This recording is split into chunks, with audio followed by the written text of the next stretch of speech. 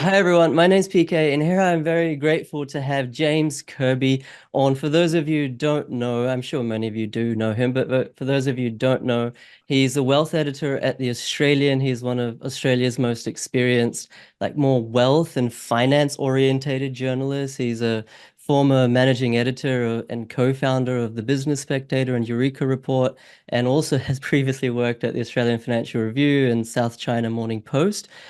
He's on TV and radio a lot, and he's also the author of several biographies. And right now, he hosts a pretty terrific, I should say, podcast called The Money Puzzle Podcast. Go check it out. I listen to that from time to time myself.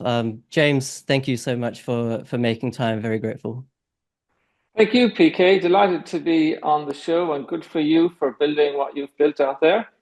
I appreciate it. And just for everyone's sort of background, I first started listening to James. I think it must have been like, I want to say 4 or 5 years ago. There was a different podcast he used to be on, and I just thought, what he brought to the finance or the wealth world was someone who is obviously not in their 20s, like that's fine, but it was still so down to earth and so relatable. And I was in my 20s at that time, and I was like, yeah, I kind of resonate with this guy. So I have a lot of respect for you, James, and what you're doing, and hopefully we can bring a lot of value to my audience today. I hope so. Yeah. Um, all right, so I think what we could just a bit of an agenda for everyone who's watching or listening.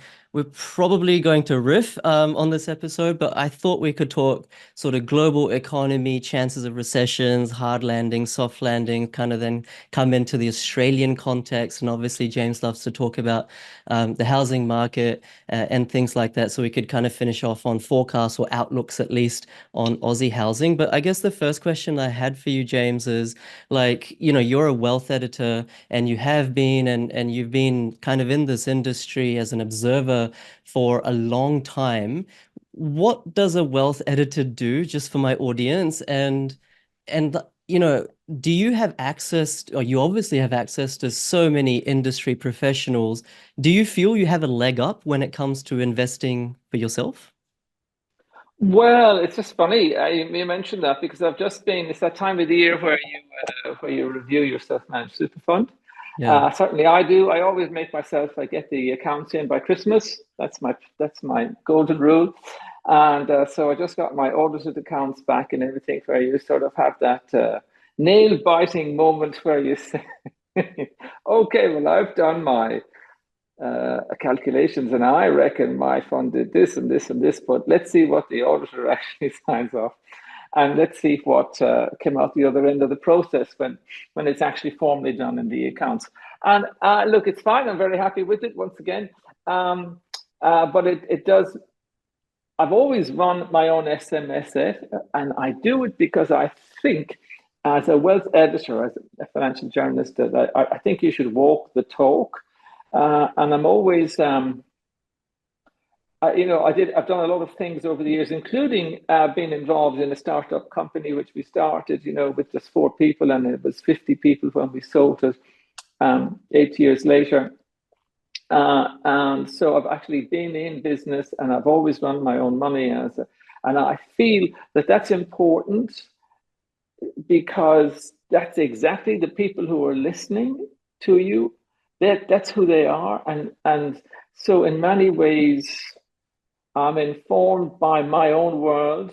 It's not just theoretical. Like I really, Right. if someone says to me, you should be in whatever they say, you should be in overseas stocks more than you are in ASX stocks, or you should buy in Perth this year because Perth is going to blow out the lights because it's got to catch up with the rest of the country as a property investor.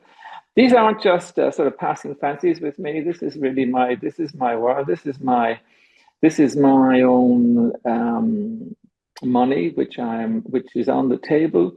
And I think it gives you, if nothing else, it makes you alert, PK. Hmm.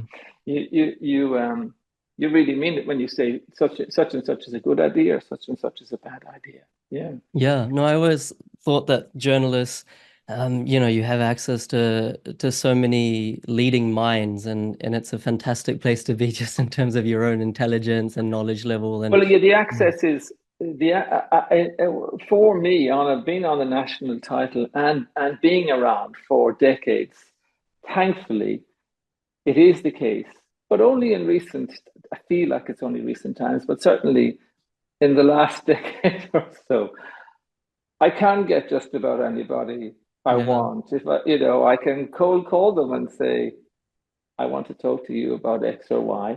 And generally, 99 times out of 100, that person will come back. And that is a privilege. I do appreciate it. And also, I would say that when I am putting something in print or even doing the podcast, I always do check. It's not just my notions. Again, it's not just me saying whatever I might be looking at or working on. I would always make sure that I talk to people in that are there Hmm. or that I'm talking about because I want to know what they have to say. And sometimes it just confirms what you think, but sometimes it completely throws you and you say, oh gosh, actually, you know, I'm on the wrong track here. The Yeah, facts are right. different. So Right, that's right. the great advantage, I think, of staying working as a daily journalist, that you actually are at the coalface, you know. That's a great advantage. And um, with respect to, I mean, if we zoom right out to the macro in terms of the global economy, let's say the US specifically, um, I don't think many people, correct me if I'm wrong here, James, had anticipated where we would be exactly here in 2024 with rates the way they are now. Certainly, I feel, in the media and in other places as well, amongst economists, there's a certain sense of pessimism about the ability for the Fed to navigate a soft landing. I mean, it's seldom happened in the past. If you look at me, I mean, I don't have decades of experience like you, but at least if you understand, if I look at the data myself, I'm thinking, hey, there's actually a real good chance that this might be the one time, the interest rate cycle finishes and they start cutting and actually the US doesn't go into a deep recession. And that's Yeah, not really happened that often that's before or right. I mean, after. that's right. Historically, the odds are against it. But uh, as we speak, in mid-January, it would seem that that's what's going to happen. Hmm. And, you know, I always think the market never lies. And if you look at what's happening just now on global markets and even our own ASX, there's been a couple of good weeks, and that is largely on the back of that sense that yes, it's going to be a soft landing. It can happen, and it looks just now quite likely that that's the case, which is a good thing. It doesn't mean, by the way, that everything's easy. And Mm. the US and the US stock market completely and utterly dictate the immediate tempo of the Australian stock market. By that I mean, if you get up in the morning and Wall Street was good last night, the ASX will be good today, and vice versa. But after that, there is a separation on a more serious base or on a more serious setting. And we've got really particular issues here. Nothing wrong with unemployment. Hey, it's 3.9, that's fine. But the economy is barely ticking along. It's like Mm. expected to grow at 1%. Last year it was 2%. So that's slow. Okay. So it's a full employment economy, but it's like barely ticking along. And we have inflation, which is probably sitting at about 5%. So if you're an investor and you're a property investor, and all the leading lights in property, who, by the way, have a very poor record of forecasting property, but anyway, they all say more or less the consensus this year, calendar 2024, would appear to be that property will do something in the order of 3 to 5% this year. Well, the way I would look at it, PK, is it better because inflation is 5. Hmm. So really, your property in real terms, if you owned a property, is going nowhere if it did 5 and inflation was 5. Hmm. And that's what most of us depend on, the capital appreciation. It's not like we're in it for the running yield. It's not like Mm. we're in it for income. Because if you are in it for income, again, I know there are exceptions to this, but numerically, most people most of the time have the properties in the larger cities, and the yields in the larger cities are certainly so low that, and assuming you're geared against it, you're really hoping for capital price appreciation. And that's great. And you get 5%, that's great, but it's a bit of a downer when you find out that inflation was five. Yeah. And Yeah. you in real terms actually didn't make any money. That's what I worry about. I think that's the real concern this year. That's the challenge this year, to genuinely make anything out of property when you allow for how low income is in real terms, especially if you're geared, and rates are 6 and 7%, and how low capital appreciation is in real terms if you allow for inflation. That, I mean, I'm just a devil's advocate there because we might have No, no, different this I ideas. think this is this is the reason I think it's great to have folks like you on, because I think there's a broader perspective that you bring to Mm, just property. I think, if you ask a property, yes. through and through sort of person, they'll say, "Oh, look, James, that's all good and well, but we know how little supply is coming onto the market. I mean, we could Mm, Perth, I think rental properties, the number of rental properties is down 3 years, as in it's gone from 220 properties to 200 rental stock. So that's pretty significant. And they can list a bunch of statistics to say, look, property is going to do really well. And I think there's a real disconnect, and I'm not saying who's correct or wrong, between the mm, sort of property aficionado and mm. connoisseur versus those sort of bank economists who I think people have become a little bit skeptical of, because they tend to be incorrect. But I think that's my sort of question Yeah, to you.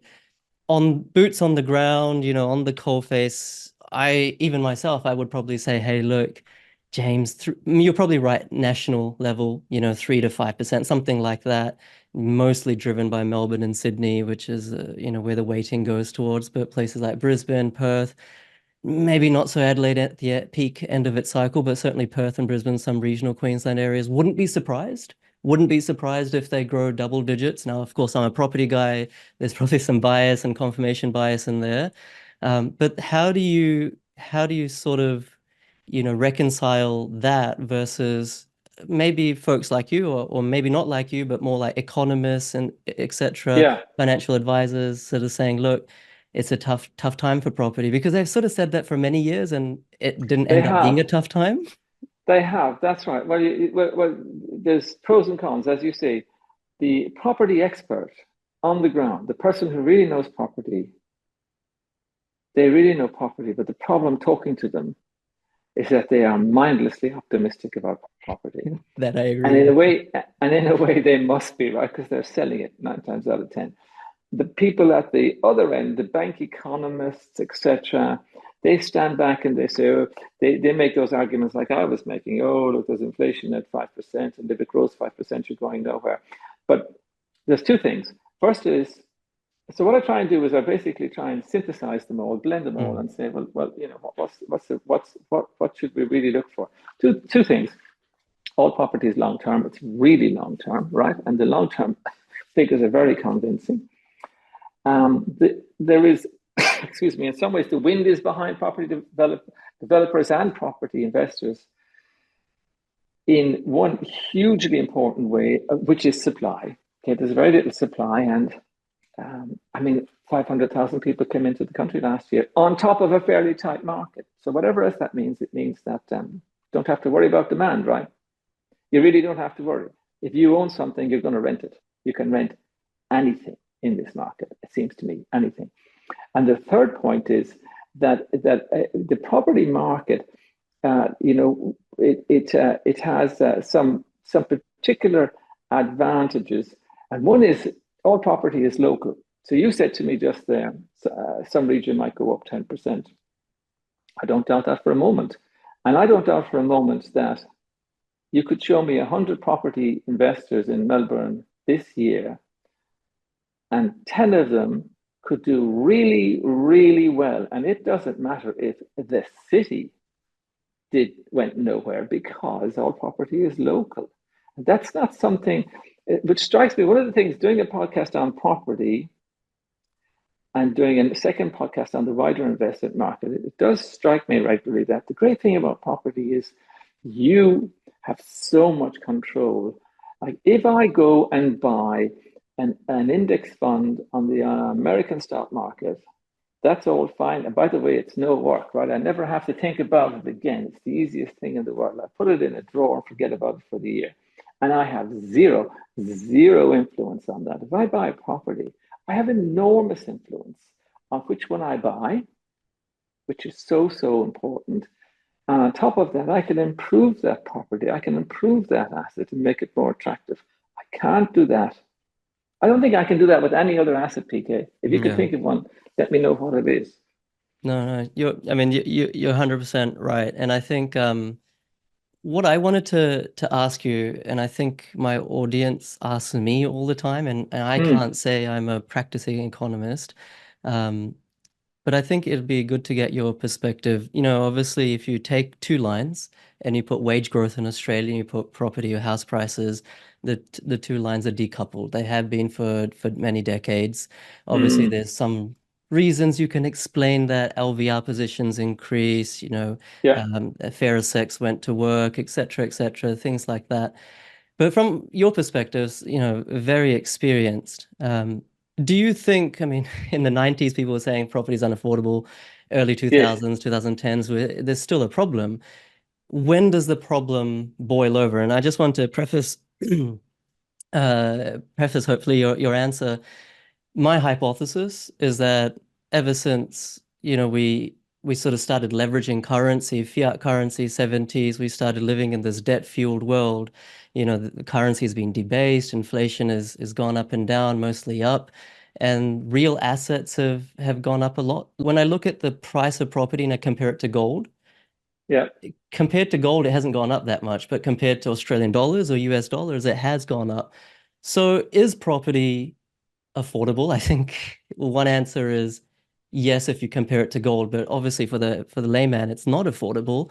But do you think there's a tipping point? I mean, where this capitalism system, the fiat currency system, that's not going away, our sort of, political leaning, capitalistic sort of Australian economy is not going away. Do you think we'll still be complaining about house prices not being affordable in the 30s, 40s, 50s? Or do you think there is genuinely a tipping point at which, assuming no crazy immigration, assuming no ch crazy like Chinese money coming in, Indian money coming in. Do you think there's a tipping point at which the property market does start to, I don't want to use the word crash, but hey, it's no longer feasible to invest in real estate? I don't think there's a risk of crash, but I think there's probably a risk of period of drift where we do 3, 4, 5% every year, and inflation is 3, 4, 5% every year, and in fact nothing's happening, and Hmm. you're getting a situation something like Japan. I don't know if we've reached that though. This thing about property being unaffordable, yeah, it wasn't always the case actually. It was more a regional conversation, invariably Sydney.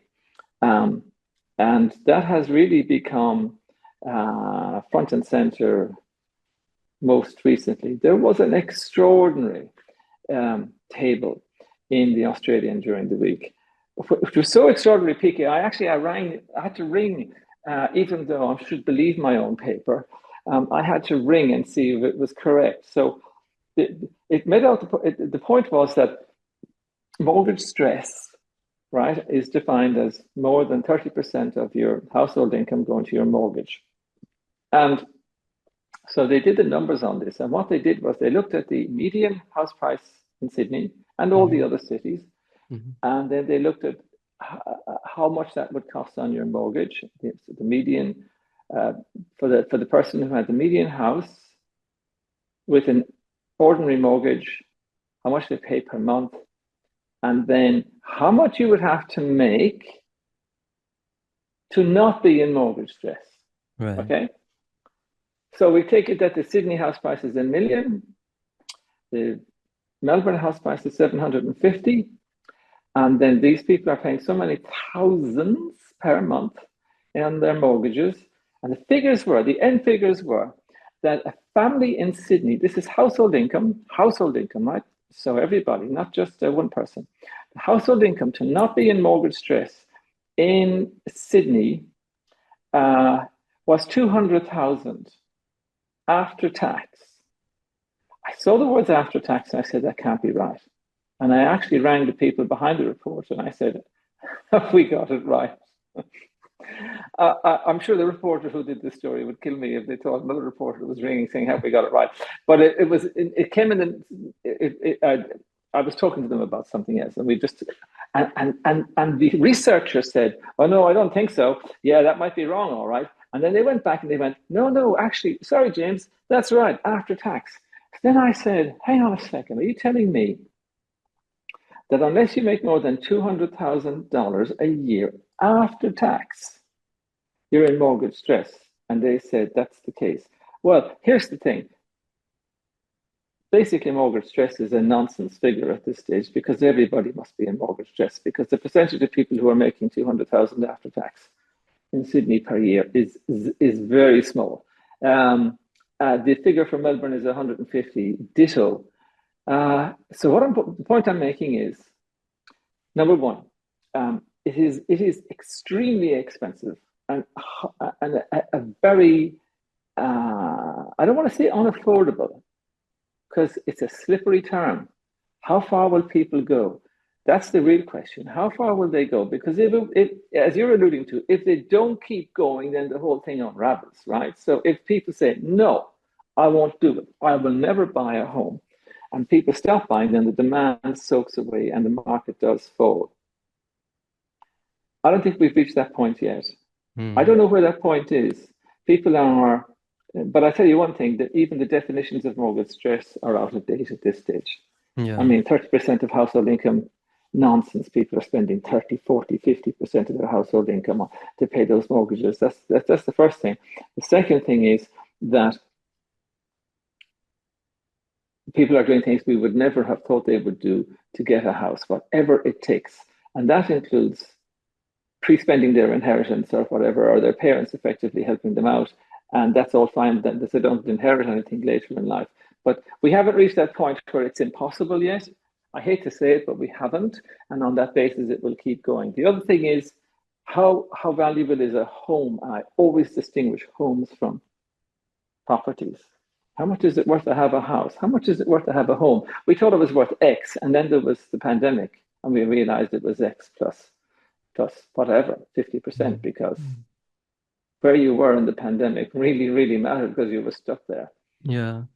These are really interesting thoughts. I mean, the definition of mortgage stress, 30%, like you say, even rental stress. I think all of the major cities in Australia are well beyond 30, except for perhaps Perth, which is just around Mm, 30. So those definitions have gone out the drain. And I think I was speaking with a few demographers. I don't want to put any words in their mouth, but they were sort of opining that potentially the wealth distribution in Australia in 2024 is no longer like a normal distribution curve, but rather it's skewed to the left and skewed to the right. And so, yes, there's mm, a lot of people struggling in the left and the middle, but the middle class is vanishing. And even though the average person can't afford the average house, there's enough people on the right, enough wealthier people, whether local or abroad, that can. And so obviously that's not a good thing. mm. But do you think that's the case, or do you think the wealth distribution hasn't really changed in the last couple of decades? Oh no, it's changed enormously, and the whole ownership figures are dropping like a stone. Hmm. So that's the main change. It really is. And then we get onto the whole issue of tax and etc. But one of the things that you found, whatever, there is all these things they won't touch. So they won't touch negative gearing. They won't touch capital gains tax discounts. They won't touch the accessibility to the pension. So you can have a house worth $10 million and you can wander down the road and get a government pension at the moment. They won't touch any of that stuff, so they kind of tinker around the edges with the tax system. But Yeah. unfortunately, our tax system absolutely accelerated house prices and rewarded everybody for buying a home, which sounded good at the time. Yeah. 30 years later, we're in this very difficult position where the homes are so expensive, which is no compensation for homeowners, but for property investors, which is obviously what we're talking about here, I think the opportunity remains. I think the average house price will continue to rise, and I think there's probably terrific opportunities in spots always, especially if you prepare to go interstate, like we talk about Perth. It's Mm. got years of catching up to do. Yeah, yeah. No, but I like your point around mortgage stress. I do think I agree with some of the major cities. Perhaps Melbourne has some value in it, given it's really underperformed since COVID, but Sydney, it's due time for a drift period. I mean, the last Yeah, decade it outperformed everywhere else, and if you look at yeah, the data, I'm sure you well know this, James, that you can't continue outperforming. One city can't continue outperforming forever. I mean, in the early 2000s to about 2012, Sydney was by and large flat. So I don't think it'll be flat, but I think your point is true. There is an impending drift period for some cities. I know you have to go soon. I just want to sneak in one last question, if I may, and this hmm, is perhaps more of a political one and to do with negative gearing. Obviously, everyone knows the Labour potentially lost the election 2 elections ago. Maybe it was because negative gearing or a combination of a few different things, capital gains and franking credits, etc. Do you think, I mean, there's just been some murmurs of it in the last week again. Is there enough social or rather political capital for them to go there or not yes, at this election? there is enough, and this is why the the government, that is the Albanese government, has commenced a political um, approach in measured and careful steps, which they are having success with. The first one, so what you do is you, as you say, Bill Shorten ALP did not get elected. And there's many reasons why. And I haven't seen a comprehensive analysis as to which one it was. They're all relevant, right? But um, when they got in first, the first thing they did, which was almost like a mini experiment, was they isolated the wealthiest superannuants, and they effectively doubled the tax on super over 3 million. It's a high number. It's a small number. It's the wealthiest people in the country. No one's going to march in the streets for them. And that goes through. Emboldened, if you like, by that and by the success of that, they've now moved a step higher, a much, much bigger move. But it's a similar theme. You look at the numbers, you isolate the highest, the wealthiest people in the country, and in this case, it was earners on 200,000 plus, and you say, actually, you were going to get a tax cut that was worth about 9,000 to you, and we're cutting it in half. And we're redistributing that money to the 61% of taxpayers who will get more than they thought. Electorally, that's probably going to work as well. Hmm. And it's probably going to go through Parliament. And so you sit back and you say, well, those two worked. What else could we do? And where else we could do that again? How would we do that again? Well, let's have a look at negative gearing. All you got to do is put a limit on it. So you say there are people who have 7 properties that are negatively geared. You cap it, and again, what you're doing is you're capturing those people. Not everybody with 7 negatively geared properties is wealthy. Yeah, they're probably definitely they're, not.